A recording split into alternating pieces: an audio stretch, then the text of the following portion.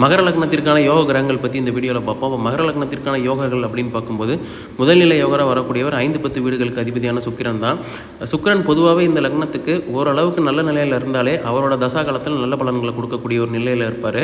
அப்படி இந்த சுக்கிரன் எங்கே நற்பலன்களை மிகுதியாக செய்வார் அப்படின்னு பார்த்தீங்கன்னா, லக்னத்தில் இருக்கும்போதும் 5வது வீடான அவரோட வீட்டில் ஆட்சி ஆகிறதும், அதே மாதிரி 10வது வீடான அவரோட வீட்டில் ஆட்சி ஆகும்போது இங்கே மால்வியா யோகம்ன்ற ஒரு அமைப்பை கொடுப்பாரே தவிர கேந்திராதிபதி தோஷத்தை கொடுக்க மாட்டார். ஏன்னா அவரே 5-10க்கு அதிபதியாக வரதுனால.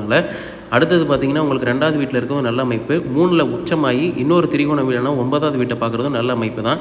இந்த சுக்கிரன் இந்த லக்னத்துக்கு 8ல் மறைகிறது மட்டும் நல்ல அமைப்பு இல்லை. ஏன்னா அது சூரியனோட வீடாகவும் வரதுனால அந்தளவுக்கு நல்ல அமைப்பு இல்லை. அடுத்தது புதன் வந்து உங்களுக்கு இந்த லக்னத்துக்கு 9ஆம் அதிபதியாக வரதுனால அவர் லக்னம் 2வது வீடு தன்னோட வீடான 9ல் ஆட்சி ஆகிறது. 10 8வது வீட்டில் கூட மறைந்த புதன் நிறைந்த தனம் போன்ற அமைப்பில் சிம்மத்தில் இருக்கிறது ஒரு நல்ல அமைப்பு தான். அவர் 12 6 போன்ற இடங்களில் இருக்கிறது அந்தளவுக்கு நல்ல அமைப்பு இல்லை.